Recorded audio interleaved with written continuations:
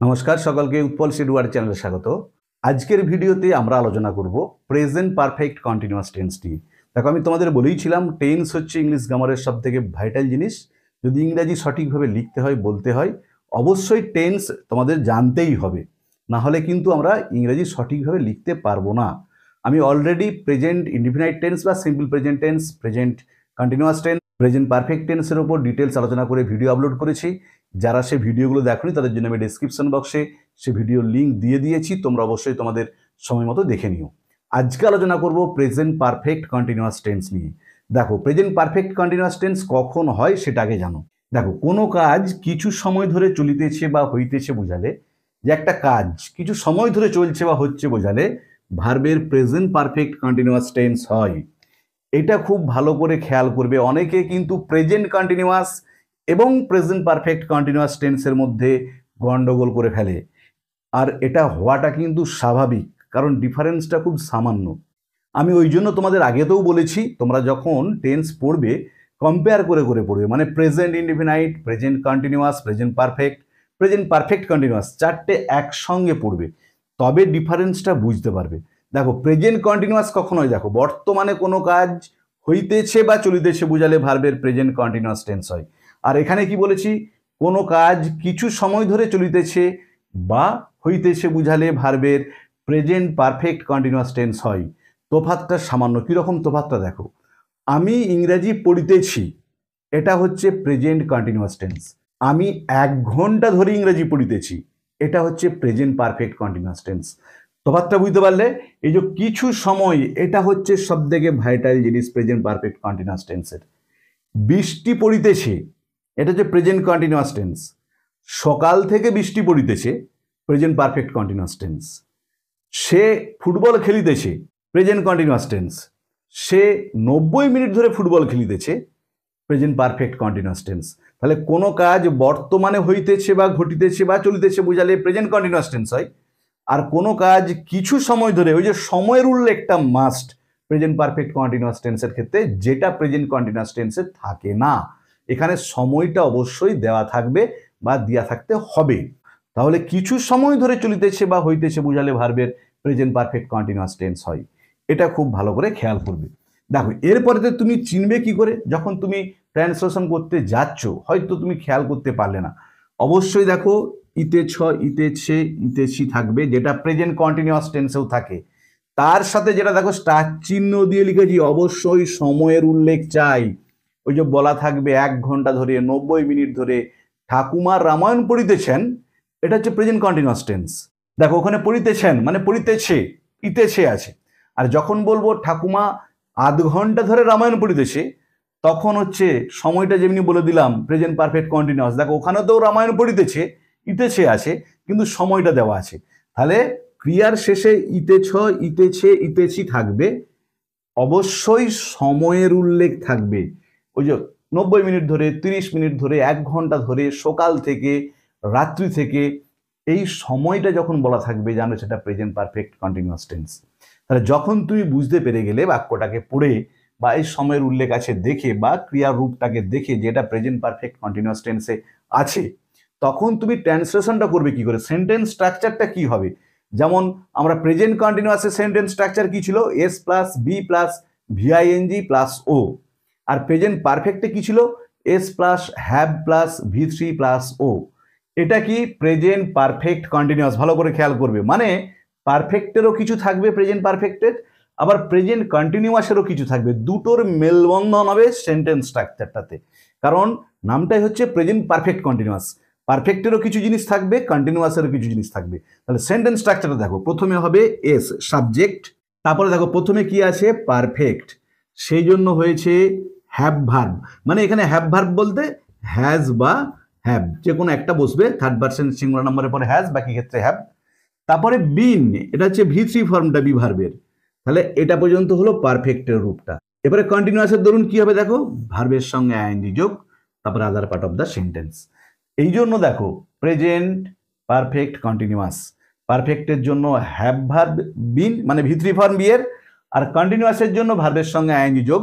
আর আমি আগেও বলেছি প্রেজেন্ট কন্টিনিউয়াস টেন্সের সময় যে ভার্বের প্রেজেন্ট টেন্সের সঙ্গে শুধুমাত্র আইএনজি যোগটা হয়, কখনো পাস্ট বা পাস্ট পার্টিসিপল টেন্সের সঙ্গে আইএনজি যোগ হয় না।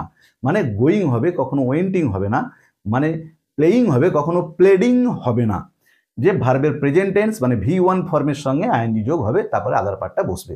এই জন্য এর নাম হচ্ছে প্রেজেন্ট পারফেক্ট কন্টিনিউয়াস। এখানে দেখো পারফেক্টেরও রূপ আছে, আবার কন্টিনিউয়াসেরও রূপ আছে। তাহলে তুমি বুঝে গেলে এটা প্রেজেন্ট পারফেক্ট কন্টিনিউয়াস টেন্সে আছে। ক্রিয়ার রূপটা দেখে হোক বা বাক্যটা পড়ে হোক, তখন তোমাকে এই নিয়মটা ফলো করে এবারে ট্রান্সলেশনটা করতে হবে, বা তুমি যদি কোনো ইংরেজি লেখো সেখানে ইংরেজিটা এই সেন্টেন্স স্ট্রাকচারটাকে ফলো করে তোমাকে লিখতে হবে। দেখো আমি এখানে 3টে এক্সাম্পল দিয়েছি। দেখো প্রথমে কি আছে, আমরা 1 ঘন্টা ধরে ফুটবল খেলিতেছি। দেখো ক্রিয়ারূপ কি ইতেছি আছে। ইতেছি দেখে বুঝতে পারলে কি হয় প্রেজেন্ট কন্টিনিউয়াস, না হলে প্রেজেন্ট পারফেক্ট কন্টিনিউয়াস।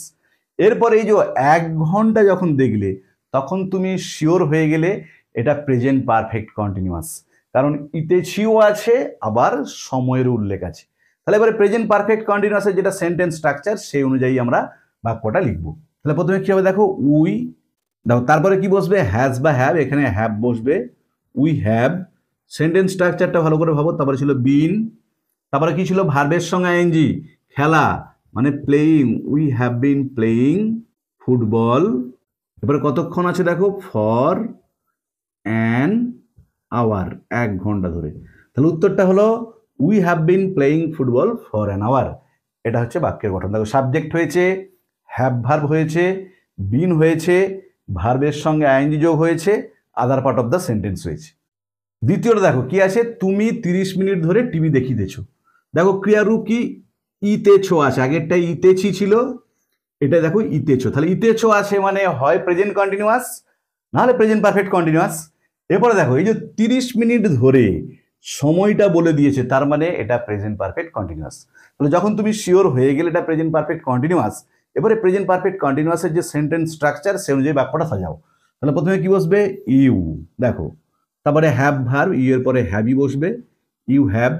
তারপরে কি হয়, বিন, তারপরে কি হয় দেখো ভার্বের সঙ্গে আইএনজি, দেখা, টিভি দেখা ইংরেজি হচ্ছে ওয়াচ, ওয়াচের সাথে কি হবে ING, you have been watching. তারপরে other part of the sentence TV for কতক্ষণ আছে দেখো 30 মিনিট, 30 মিনিটস। তাহলে উত্তর হলো you have been watching TV for 30 minutes.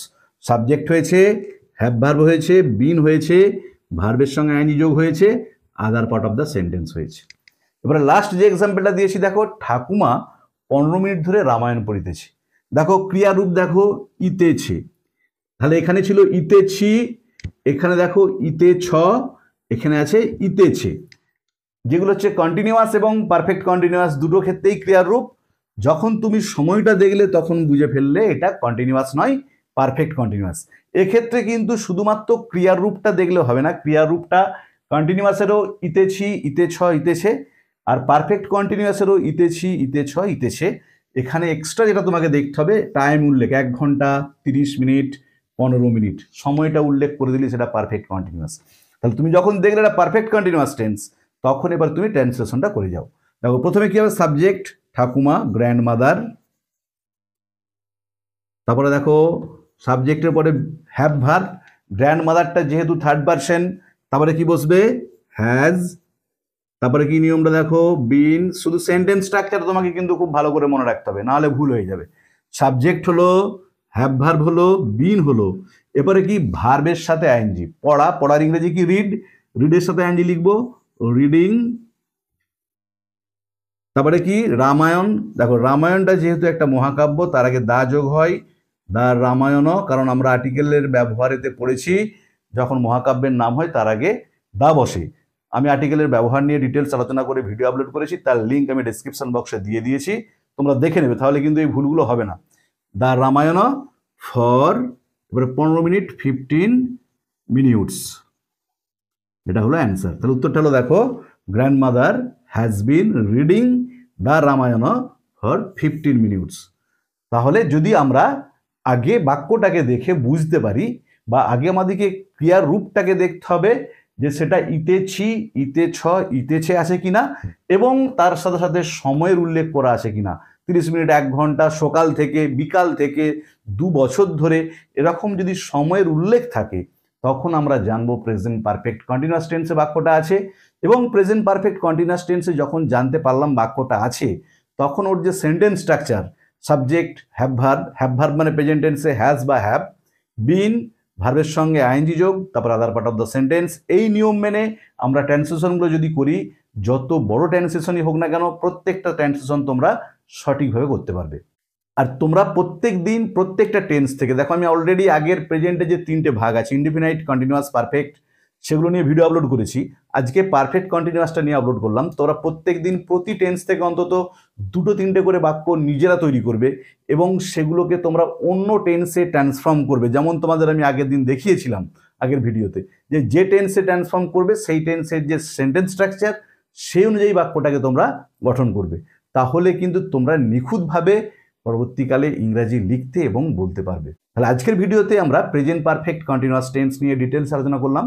ভিডিওটা ভালো লাগলে অবশ্যই লাইক করবে, বন্ধুদের মধ্যে শেয়ার করবে এবং কমেন্ট করে জানাবে।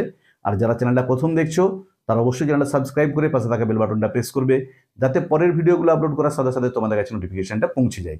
পরের ভিডিওতে আমরা পাস্ট ইনডিফিনাইট টেন্স নিয়ে ডিটেলস আলোচনা করব, তাই অবশ্যই তোমরা চ্যানেলটা ফলো করতে থাকবে। আর আমি অলরেডি আর্টিকেলের ব্যবহার, প্রিপোজিশনের ব্যবহার বা যে এলিমেন্টারি ইংলিশগুলো আছে, পারসন, কেস, এসব নিয়ে ডিটেলস আলোচনা করে ভিডিও আপলোড করেছি, তার লিঙ্ক ডেসক্রিপশন বক্সে দিয়ে দিয়েছি। তোমরা অবশ্যই তোমাদের সময় মতো দেখে নিও। ভালো থেকো সবাই, ধন্যবাদ, দেখা হবে পরের ভিডিওতে।